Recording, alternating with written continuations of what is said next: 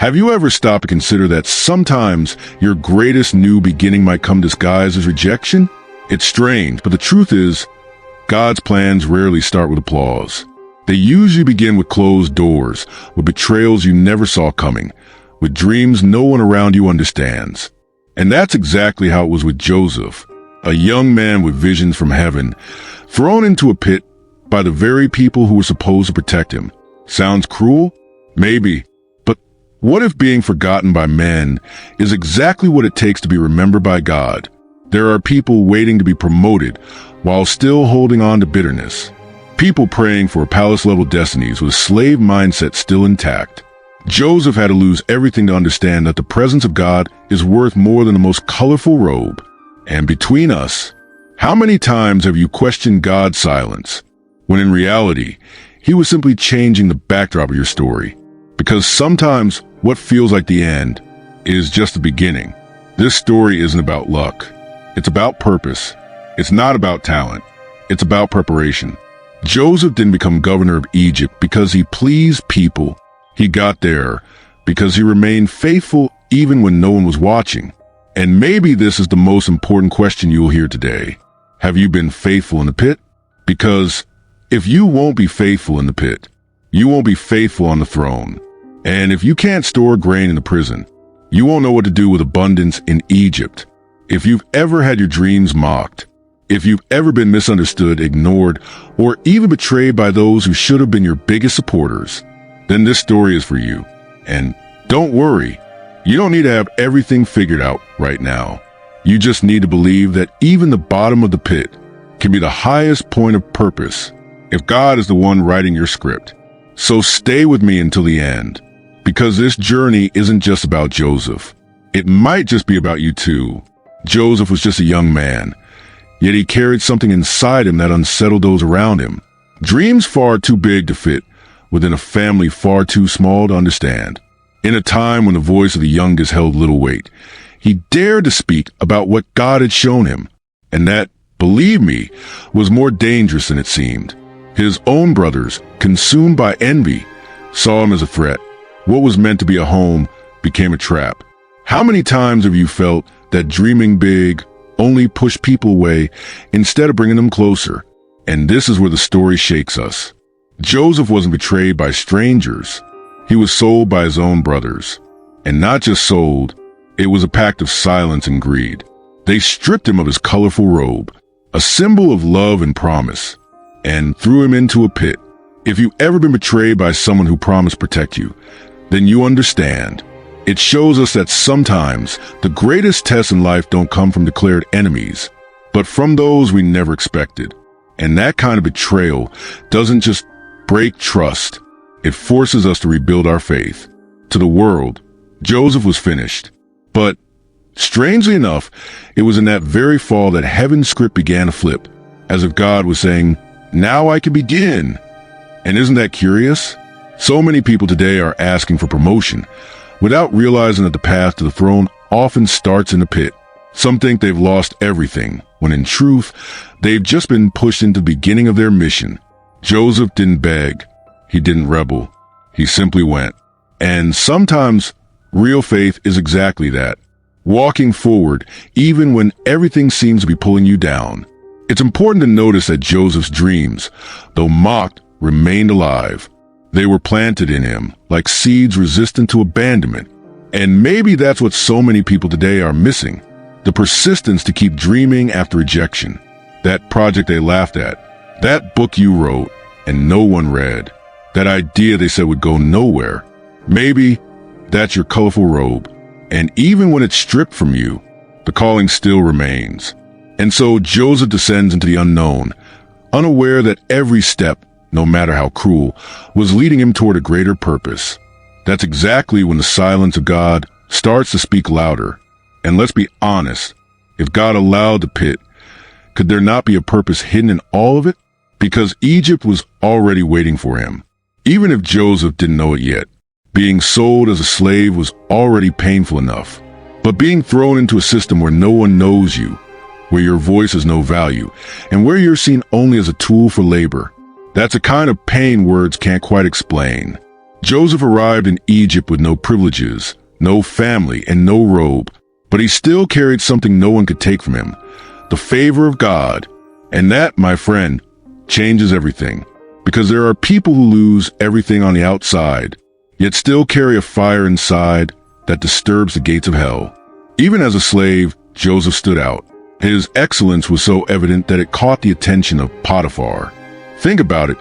The young Hebrew, foreign, underestimated, forgotten, now managing the household of one of Egypt's most powerful men. Doesn't sound like much? For someone who came from the bottom of a pit, that was practically a palace. And here's a key. It doesn't matter where you are, whether you're sweeping floors or leading meetings. If God's favor is on you, your work will carry the fragrance of excellence, and that will elevate you. But life rarely moves in straight lines. Just when things seem to be getting better, injustice came crashing in. Potiphar's wife, driven by obsession, tried to seduce him. And when Joseph resisted, motivated by principles and fear of God, she falsely accused him. The result? Prison. What kind of justice is that? That's how the world works. Sometimes you're punished not for doing wrong, but for doing right. And if you've ever been misunderstood for holding on to your integrity, then you and Joseph have more in common than you think. It's at this point in the story where many people break. Because being punished for a mistake, we can handle that. But being in prison for doing the right thing, that hurts differently. And yet, Joseph didn't let bitterness poison his spirit. He entered that prison and transformed the atmosphere, bringing order, trust, and honor, even without knowing how long he'd stay there. It reminds me of this. Sometimes you can't control where you are, but you can always control who you choose to be while you're there. In truth, the prison was just another station on the road to the promise. Joseph was being prepared, even without realizing it, because there are moments in life when it feels like God is hiding us, but in reality, he's refining us. While Joseph quietly served in that prison, something bigger was already stirring in the palace. Egypt was growing restless again, this time with dreams. And guess who God was training to interpret them? Inside the prison, Joseph could have gone silent. He could have become bitter, closed off, and full of doubt. But he chose another path. He kept his spiritual sensitivity alive. And that is rare, because when life locks us down, we often lose our connection to the invisible. But not Joseph. He remained attentive to what came from above. And one day, he noticed the downcast faces of two fellow inmates. Seemingly nothing important. But for someone with discernment, what looks small might just be the key to something great. The king's cupbearer and baker were there, troubled by disturbing dreams. And Joseph, without titles, without fine clothes, did what many so-called leaders wouldn't even consider. He paid attention. He listened. He interpreted. And he didn't forget to say, interpretations belong to God. That reveals something profound. Even in disadvantage, Joseph never stole the glory. He knew who the source was. And in a world where everyone wants to be a guru, an influencer, a self-proclaimed expert, it's rare to find someone who still knows how to point upward. And let's be honest, interpreting dreams in prison takes more than knowledge. It takes courage. What if he was wrong? What if he was just making it up? But Joseph trusted in God's providence. And here's a practical lesson. When you're in a dark place, instead of complaining, try being the answer. Listen more, serve more, pray more, read stories like Joseph's or Daniel's, or even books like Secrets of the Millionaire Mind. They teach us about mindset even in the hardest days. There's power in the right perspective, even when the environment stays the same. The interpretation of the dreams wasn't just an act of faith. It was a seed. Joseph had no idea that this small gesture would be the very channel that would one day lead him out of prison. It shows us nothing is insignificant when done with excellence. So if today you're teaching in an empty room, caring for someone nobody notices, recording videos with only a few views, keep going. Because right there, you might be interpreting the dream of someone who will one day open doors for you. And so, even after being forgotten by the cupbearer for 2 full years, Joseph remained faithful. He didn't let the silence put out his flame. He kept waiting, Because when the right time comes, and it always comes, not even the chains of a prison can hold back the one God has decided to raise. And it was during that season, in the silence, that Pharaoh's palace began to lose sleep. 2 years had passed. 2 years of being forgotten. 2 years where silence echoed louder than hope. But suddenly, all of Egypt wakes up restless. The most powerful man in the ancient world, Pharaoh, was tormented by dreams no one could explain. Not the wise men, not the magicians, not the counselors. And that's when the cupbearer remembers the Hebrew man who once interpreted his dream. A forgotten name in a prison now becomes a topic in the palace. Coincidence? Or it could be divine providence. Joseph is summoned urgently. But before he stands before Pharaoh, he shaves, changes his clothes, and prepares himself. And that teaches us something crucial. When opportunity comes, you need to be ready. Some people pray for open doors but refuse to pack their bags. Joseph prepared without even knowing exactly what awaited him. He simply understood the time had come. And you? Are you ready for when they call your name? Are you developing in silence while no one sees you? Or are you waiting to be recognized before you start moving? Standing before the throne, Joseph doesn't tremble. He doesn't boast. He doesn't give a pep talk. He simply says, "It is not in me, but God will give Pharaoh an answer." What a contrast to so many who, once they have a microphone, forget the source. This teaches us a powerful truth. There is wisdom in staying humble, especially when the whole world is watching. Joseph could have used that moment to promote himself, but he chose instead to be a vessel. And that's something true leaders understand. The goal isn't to shine, it's to bring light. Joseph's interpretation is precise, strategic, and bold. He doesn't just reveal the meaning of the dreams. 7 years of abundance, followed by 7 years of famine. He also proposes a plan to save Egypt. This shows us Joseph wasn't just spiritual. He was intelligent, proactive, and solution-driven. A rare blend. And you know what this reminds me of? That faith and wisdom are not enemies. You can pray and study, believe and plan, trust in God and still be excellent in what you do. And so, Pharaoh does something unprecedented. He gives Joseph his signet ring, dresses him in fine linen, and makes him governor of all Egypt. In one single day, the ex-prisoner becomes the second most powerful man in the land. But if you think this is the end of the story, you're mistaken. Because while Egypt prepares for what's coming, a certain family, far away, begins to feel the effects of famine.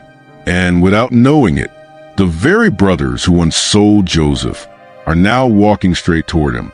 When Joseph was appointed governor, many must have widened their eyes in disbelief. After all, how could a foreigner, a former slave, an ex-prisoner rise to the second highest position in one of the most powerful nations on earth? But that's exactly the point. Divine logic never bows to human expectations. Joseph didn't earn that position just because of talent. He carried purpose. And when your purpose is bigger than your opposition, even those who once doubted you end up having to bow. That goes for you too. Don't underestimate what you carry just because the world hasn't recognized it yet. Now clothed in royal garments, riding the chariot, cheered in the streets. Joseph, fully in authority, manages one of the greatest crises in history. He stores grain, organizes Egypt, prevents famine, and does all of it without losing his essence. Do you see it? He didn't let power go to his head, because those who were forged in the silence of prison aren't deceived by the applause of the palace. And here's a golden truth. True success makes you more humble, not more arrogant. What's interesting is that Joseph never campaigned for it. He never asked to be promoted. He never begged for recognition. He simply served with excellence wherever he was. And that's what many forget today. We live in a generation that wants platforms without process, authority without history, titles without service. But Joseph shows us the opposite. True authority is born from character, not from marketing. And if you want to rise, maybe the key isn't self-promotion. It's serving better where you already are. His impact was so great that the entire world came to Egypt for food. People from every land heard of his wisdom, his leadership, and yes, his generosity. Joseph wasn't just a governor. He was an instrument of God's providence. a channel of provision, a living sign that God's dreams don't die. They simply mature in the right season. And if you feel like you've been waiting too long, maybe you're just in the season of maturing. Because when the promise finally blossoms, nothing can stop it. But while Joseph was managing the external world, something far deeper was starting to stir on the inside. The reunion time had been preparing was closer than he imagined, because no amount of success, no level of prestige or power can fill the void of a story left unresolved. And on the other side of the desert, the very brothers who once sold him were now arriving in Egypt, hungry. When Joseph's brothers arrived in Egypt, hungry and desperate, they had no idea that the powerful man standing before them was the same young boy they had betrayed years ago. And here's the irony. They came to beg for help from the very man they had thrown into a pit. But Joseph recognized them. And instead of vengeance, something far more powerful rose in his heart. Mercy. Because some wounds aren't healed by time. They're transformed by grace. And that's what sets Joseph apart. He didn't respond with what they deserved. He responded with what God had taught him. Before revealing his identity, Joseph tested his brothers, not out of cruelty, but to see if they had truly changed. Because forgiveness isn't blind forgetfulness. It's discernment wrapped in compassion. He watched them. He wept in secret. He felt the weight of memory. But in the end, he chose to free them, not just from their guilt, but from the grip of the past. That teaches us something few people talk about. Forgiveness doesn't mean saying, it's all fine. It means declaring, I won't let this define me anymore. It's a choice, not just to release the other person, but to set yourself free too. And then comes the moment, raw, unforgettable. I am Joseph, your brother. Silence, fear, guilt, and then tears. But Joseph doesn't accuse them. He doesn't shame them. He says, it was God who sent me ahead to save lives. That phrase is a key. It unlocks the chains of the soul. Because when you finally understand that even injustice has been redirected by the providence of God, you stop rehearsing what was and start building what could be. That's the power of dreams in the Bible. They're not just about the dreamer, but about those who will be reached through the dream. Joseph then brings his father, his family, all of them. He gives them land, provision, dignity. The boy torn from his home now becomes a bridge, restoring an entire lineage. And listen, this isn't about status. It's about reconnection. Because success without reconciliation becomes vanity. And maybe you need to think about that too. What's the point of winning in the world if you lose your own family? True power is using what God gave you to restore what life tried to destroy. And so, the one who was sold as a slave becomes a savior of his household, one of the noblest acts anyone can live out. But don't be fooled. This didn't happen overnight. There were tears, time, faith, silence, patience, and above all, purpose. Because in the end, all of it, the pit, the prison, the palace, was just the backdrop to a much greater story. And if all of this touched you in any way, just wait until we talk about how this same story starts repeating itself in our lives today. And now that you've heard all of this, tell me, how many pits have you already turned into fertile ground? How many times have you chosen to keep going even when it felt like no one saw your effort? The story of Joseph teaches us that the journey isn't about luck or shortcuts. It's about consistency, faith, and obedience even when there's no audience. But here's the challenge. Are you really prepared to live out your purpose? Or are you still trapped in the past that hurt you? Are you still blaming the people who betrayed you? Or have you realized that some wounds were meant to position you? Because if Joseph had chosen bitterness, he never would have made it to Egypt. And without Egypt, there would have been no way to save his family. Maybe what you complain about the most today is the very thing God wants to use to elevate you. The question is, will you keep running from the calling? Or will you finally face what God has placed in front of you? You can't live in the shallow end anymore. It's time to take your stand, to turn silence into preparation, pain into purpose, and dreams into legacy. And if you want to keep learning about this, If you want to go deeper into the Bible stories that transform not just the heart, but your entire way of living, then subscribe to this channel now. Hit the notification bell, and let God show you that just like Joseph, your ending can be far greater than your beginning.